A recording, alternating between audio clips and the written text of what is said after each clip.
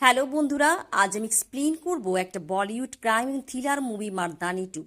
মুভির শুরুতে আমরা দেখি সানি নামে একটা ছেলেকে কোটা শহরের একটা দশেরার মেলায় অদ্ভুত এক মুখোশ পরিহিত অবস্থায়। সে ক্যামেরার দিকে তাকিয়ে এমন কিছু কথা বলে যেন মানসিক বিকারগ্রস্ত। তার চোখে পড়ে লতিকা নামে এক মেয়ের উপর। মেয়েটি তার বয়ফ্রেন্ডের সাথে ঝগড়া করছিল। এরপর তারা দুজন দুদিকে চলে যায়। এবার সানি মেয়েটি বয়ফ্রেন্ডের মোবাইল চুরি করে ফেলে এবং লতিকাকে ফোন করে বলে তার বয়ফ্রেন্ডের অ্যাক্সিডেন্ট হয়েছে। সানির কাছে তার মোবাইল আর লতিকাকে এক জায়গায় ডেকে আনে এবং লতিকাকে তার বয়ফ্রেন্ডের কাছে নিয়ে যাওয়ার বাহানা করে তাকে কিডন্যাপ করে নেয় আর এক জায়গায় নিয়ে গিয়ে তার সাথে বর্বরতা চালায় এবং ক্ষত বিক্ষত অবস্থায় খুন করে ফেলে দিয়ে চলে যায়। পরের দিন খুনের জায়গায় আসে পুলিশ অফিসার শিবানী শিবাজি রাও। সে একজন চতুর পুলিশ অফিসার। পুলিশ অফিসারদের সাথে কাঁধে কাঁধ মিলিয়ে কাজ করে। কোনো কোনো জায়গা তাদের চেয়ে এক কদম এগিয়ে থাকে। লতিকা লাশের অবস্থা দেখে শিবানী সহ সেখানে উপস্থিত সবাই শিউরে ওঠে। শিবানী বলে কাটাওয়ালা কোনো বেল দিয়ে লতিকাকে শরীরকে ক্ষত বিক্ষত করা হয়েছে। মেয়েটিকে এতটা নৃশংসভাবে হত্যা করা হয়েছে যে ফরেন্সিক ডাক্তারও সেটা বলতে গিয়ে কেঁপে ওঠে। এবার গল্প সানির কাছে আবারও ফিরে আসে। পণ্ডিতজি নামে একজন পলিটিশিয়ান সানিকে মিরাট থেকে কোটা ডেকেছে মূলত কমল নামে একজন সাংবাদিককে মারার জন্য। সানি একজন কন্ট্রাক্ট কিলার, মানুষ খুন করতে ওস্তাদ। তখনই সানি টিভিতে দেখতে পায় শিবানী বলছে যে খুনিকে এসে কলার টেনে মারতে মারতে জেল হাজতে নিয়ে আসবে। এটা সানি ইগোতে লাগে আর সে বলে চ্যালেঞ্জ অ্যাকসেপ্টেড। সানি সেসব মেয়ে বা নারীদের অপছন্দ করে যারা বড় বড় কথা বলে, চ্যালেঞ্জ করে, পুরুষদের বরাবর নিজেদের দাঁড়া করায়। এরপর সানিকে আমরা দেখি সে শিবানীর বাড়ি ঢুকে তার ড্রেসিং টেবিলের আয়নায় কিছু কথা লিখে আসে, যার অর্থ হলো সে শিবানীকে দেখে নেবে। শিবানী বাসা থেকে কিছু জিনিসপত্রও চুরি করে। সানি এবার একজন মেয়ে এসেছে সাংবাদিক কমলের বাসায় ঢুকে তাকে হত্যা করে। এমন নাটক সাজায় যে কমল তার স্ত্রীর পরকীয়ার কারণে সুইসাইড করেছে আর কমলের স্ত্রীকে লোক দিয়ে গাড়িতে করে এক জায়গায় নিয়ে গিয়ে বোম ব্লাস্ট করে মেরে ফেলে। কমলের মৃতদেহ তদন্ত করতে গিয়ে শিবানী দেখে কমলের ডেড বডি সিলিংয়ে ঝুলছে। যেই শাড়ি দিয়ে ফাঁসি লাগানো হয়েছে তা শিবানীর শাড়ি, যা চুরি হয়েছিল। শিবানী বুঝতে পারে লতিকা আর কমল দুজনের খুনি একই ব্যক্তি। এবার আমরা দেখি সানি একজন বোবা ছেলে সেজে পুলিশ স্টেশনের বাইরে চায়ের কাজ নেয় আর পুলিশ স্টেশনের ভেতরে চা দিতে গিয়ে খবর রাখতে থাকে শিবানীদের কার্যকলাপ আর এমন ভাব দেখায় সে একজন বোকাশোকা লোক।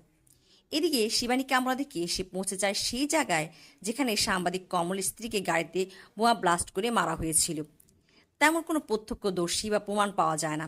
তবে যখন সে চলে আসছিল তখন একটা ছোট্ট ছেলে এসে বলে সে দেখেছিল গাড়িতে বোমা কে রেখেছিল।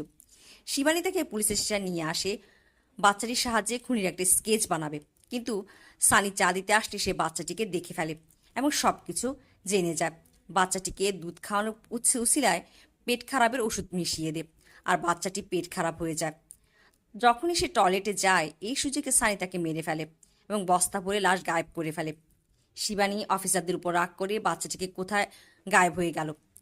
এদিকে রাতে সানি বাচ্চাটির লাশ রেললাইনের উপর ফেলে আসে আর সে ইন্সপেক্টর শিখোয়াতকে ফোন করে এই খবর দিয়ে যে বাচ্চাটিকে রেললাইনে কাটা অবস্থায় পাওয়া গেছে। ইন্সপেক্টর শিখোয়াত শিবানীকে পছন্দ করে না, কারণ একজন নারী পুলিশের আন্ডারে তাকে কাজ করতে হচ্ছে। সে নারীদের পছন্দ করে না, সম্মান করে না। আর শিখাত এই খবর ছড়িয়ে দিয়ে সব জায়গায়। সবাই শিবানীর শাস্তি চায়, তার অবহেলার কারণে বাচ্চাটি মরেছে। পুলিশ ডিপার্টমেন্টের উপর চাপ প্রয়োগ করা হয় সব জায়গা থেকে আর শিবানীকে দুদিনের মধ্যে ট্রান্সফার করার অর্ডার আসে। কিন্তু শিবানীতে ভেঙে পড়ে না, বরঞ্চ শিবানী গার্ড বেঁধে বসে এই ৪৪ ঘন্টার মধ্যে সে খুনিকে গ্রেপ্তার করবে। শিবানী তার অফিসারদের সাথে আলাপ করে আর বলে কমলকে যে মেরেছে তাকে এই কাজটা কে দিয়েছিল তাকে আগে খুঁজে বের করতে হবে। তখন একজন পুলিশ বলে ইন্সপেক্টর শিখাওয়াত 18 বছর ধরে কোটায় কাজ করছে, সে এই বিষয়ে তাকে সাহায্য করতে পারবে। যদিও শিখাওয়াতের সাথে শিবানীর দ্বন্দ্ব রয়েছে, তবুও সে গিয়ে শিখাওয়াতের সাথে কথা বলে সাহায্য চায়। শিখাওয়াত তাকে একজন লোকের ঠিকানা দেয়। লোকটির মাধ্যমে তারা জানতে পারে পণ্ডিতজি কমলকে হত্যা করিয়েছিল, তবে প্রমাণ ছাড়া পণ্ডিতজিকে তারা গ্রেপ্তার করতে পারবে না। তারপর তারা কুমার নামে একজন লোককে ধরে নিয়ে আসে এবং তাকে পিটুনি দিলে সে জানায় খুনির নাম সানি। সে একজন এখন আন্ডার কনস্ট্রাকশন বিল্ডিংয়ে অবস্থান করছে। শিবানী ও তার পুলিশ ফোর্স সেখানে পৌঁছে যায়, কিন্তু শিবানী ও তার টিম তন্ন তন্ন করে খুঁজেও সানিকে কোথাও খুঁজে পায় না। সানি তাদের আসার আগে খবর পেয়ে গিয়েছিল, তাই সে পালিয়েছে। তখন শিবানী নজর পড়ে এক জায়গায় একটা মেয়েকে ক্ষত বিক্ষত নগ্ন অবস্থায়। ঘটনাটা এমন যে সানি একটা হোটেলে বসে মেয়েটির ভিডিও করছিল। মেয়েটি তা দেখে ফেলে এবং সানিকে সজোরে থাপ্পড় মেরে তার ফোন থেকে ভিডিওটি ডিলিট করে দিয়েছিল। আর মেয়েটির উপর প্রতিশোধ নিতে সানি তাকে এখানে নিয়ে এসে এই নৃশংসতা চালিয়েছে। এরপর দৃশ্যে আমরা দেখি শিবানী বাড়ি ফিরছিল। পথে সানি নিজেকে নিজে আহত করে শিবানী গাড়ির সামনে চলে আসে এবং সাহায্য চায়। শিবানীর কাছে এখনও সে বোবা সাদাসিধা চা বিক্রেতা। শিবানী তাকে গাড়িতে উঠিয়ে হসপিটাল নিয়ে যাচ্ছিল। তখনই সানি তার কাটোয়ালা বেল দিয়ে শিবানীকে আক্রমণ করে বসে। এর মধ্যে শিবানীও সানি সেই বেল দেখে ফেলেছিল। সানি এই কাটোয়ালা বেল দিয়ে অপহৃত সবগুলো মেয়েকে মেরেছে।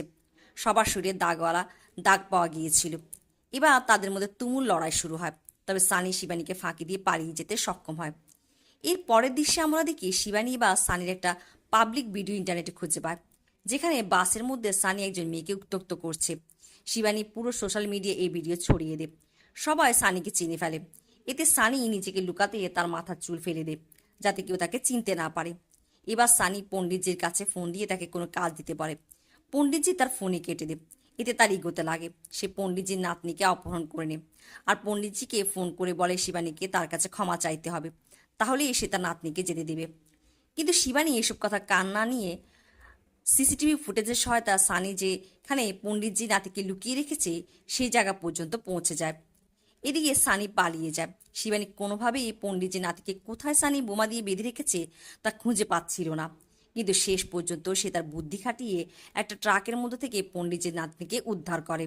এতে তারা সবাই অল্পের জন্য মৃত্যুর হাত থেকে বেঁচে যায়। অন্যদিকে আমরা দেখি একটা টিভি চ্যানেলে নিউজ রিপোর্টার অমিত শাহ তার অনুষ্ঠানে এই অভিযোগ আনে যে শিবানী একজন নারী আর খুনি শিবানীকে চ্যালেঞ্জ করতে এসব অপরাধ কর্ম করছে। শিবানীর জন্য এত সব কাণ্ড ঘটছে। পুলিশ ডিপার্টমেন্ট এই নিয়ে সমালোচনা শুরু হয়। এবার শিবানী অমিত শাহর প্রোগ্রামে উপস্থিত হয় আর নারীদেরকে নিয়ে বেশ কিছু কথা বলে, যেমন একটা মেয়েকে নিজের অধিকারের জন্য কতটা লড়তে হয়, সমাজ নারীর তকমা দিয়ে তাকে কত কিছু থেকে বঞ্চিত করে, সে কতটা মানসিক ও শারীরিক কষ্ট করে। শিবানী বলে নারীকে পুরুষের সম অধিকার দেওয়া তো দূরের কথা, আগে তাকে ন্যায্য অধিকার দিক, তারপর কথা হবে। আর এভাবে সে অমিত শাহের মুখ বন্ধ করে। এটা দেখে পুরো দেশের নারীরা আপ্লুত হয়ে পড়ে। তাদের অন্তত কেউ তাদের অধিকার নিয়ে কথা বলছে। অন্যদিকে সানির পলিটিশিয়ান বিপ্লব কেজরিওয়ালাকে ফোন করে। সে তার জন্য কাজ করতে চায়। সানি এবার শিবানীকে ফোন করে চ্যালেঞ্জ করে সে এবার শহরে একজন সুপরিচিত নারীকে অপহরণ করবে। শিবানী তার টিম নিয়ে কাজে লেগে যায়। তার হাতে সময় খুবই কম। ইন্সপেক্টর শিখর শিবানীর সাহায্য করতে এগিয়ে আসে। বলে সে খবর পেয়েছে পলিটিশিয়ান বিপ্লব এবার ভোটের টিকিট পায়নি, পেয়েছে তার প্রতিদ্বন্দ্বী সুনন্দা। তাই তাকে পথ থেকে সরিয়ে দিতে সানিকে সুনন্দাকে খুন করার কাজ দিয়েছে। শিবানী সুনন্দার সাথে যোগাযোগ করতে চায়, কিন্তু সানি এর আগে সুনন্দাকে কিডন্যাপ করে নেয়। আজকের দিনটি শিবানীর জন্য খুবই গুরুত্বপূর্ণ। কালকে তার ট্রান্সফার। শহরে দীপাবলি উৎসব চলছিল। শিবানী মহল্লা তল্লাশি চালাচ্ছিল। তখনই শিবানী নজর পড়ে এমন একটা বাড়ির উপর যেখানে দীপাবলির সাজসজ্জা ছিল না। তার সন্দেহ হয়, সে বাড়িতে ঢুকে পড়ে। শিবানী যখন ঘরের ভেতর উপরের তলায় যেতে চায়, প্রথমে বাড়ির বয়স্ক দম্পতি তাকে বাধা দেয়। শিবানী না শুনতে চাইলে তারা বলে সানি তাদের মেয়েকে ও সুনন্দাকে উপরের তলা একটা রুমে বন্দি করে রেখেছে। তারপরে শিবানী খুব হুঁশিয়ারের সাথে এগোতে থাকে, কিন্তু সানি তাকে দেখে ফেলে এবং পেছন থেকে হামলা করে। শিবানী মাটিতে লুটিয়ে পড়ে এবং জ্ঞান হারিয়ে ফেলে। জ্ঞান ফিরে সে দেখতে পায় সানি তার কাটোয়ালা বেল দিয়ে সুনন্দাকে মারার জন্য গলা চেপে ধরেছে। শিবানী এবার সানিকে উদ্দেশ্য করে বলে ওঠে, তোর বাবাও তো তোর মাকে এভাবে মারত। একদিন তোর বাবা তোর মাকে মারলে তিনি ছাদে গিয়ে লুকিয়েছিল, আর তুই গিয়ে তোর বাবাকে বলে দিয়েছিলি, আর তোর বাবা তোর মাকে খুন করে। আসলে তুই খুন করেছিস তোর মাকে। আমি এসব জেনেছি মিরাটের জেলখানায় থাকা তোর বাবা থেকে। এইসব শুনে সানি ইস্তেমা অ্যাটাক হয়, কারণ সে নিজেকে মনের ভেতর থেকে অপরাধী ভাবে। আর এই জন্য সে মানসিক বিকারগ্রস্ত আর স্বাবলম্বী নারীদের পছন্দ করে না। সানি নেবুলাইজার টানতে থাকে। এই সুযোগে শিবানী মেয়ে দুটোকে ইশারা করে সেখানে রাখা রঙের ডিব্বা থেকে সানির উপর রং নিক্ষেপের জন্য, আর তারা সেটাই করে। রং গায়ে পড়লে রঙের গন্ধে সানি ইস্তেমা আরও বেড়ে যায়। আর এই সুযোগে শিবানী সানি সে কাটোয়ালা বেল দিয়ে সানিকে বেধড়ক মারতে শুরু করে। পিটতে পিটতে তাকে আধমরা করে ফেলে। তারপর সে ওই মেয়ে দুটোর হাতে বেল তুলে দেয়। তারাও ইচ্ছা মতো সানিকে পিটতে থাকে। আর শিবানী ক্লান্ত হয়ে এক জায়গায় বসে পড়ে এবং কাঁদতে থাকে। এই কান্না দুঃখের নয়, বরঞ্চ সুখে। দীপাবলির এই রাতে এসে একটা রাক্ষসকে শাস্তি দিয়েছে। নারীদেরকে তাদের অস্তিত্ব টিকিয়ে রাখতে সামনে এগিয়ে এসে এরকম হাজারো রাক্ষসকে শাস্তা করতে হবে। আর এর মধ্য দিয়ে মুভির গল্প এখানেই শেষ হয়।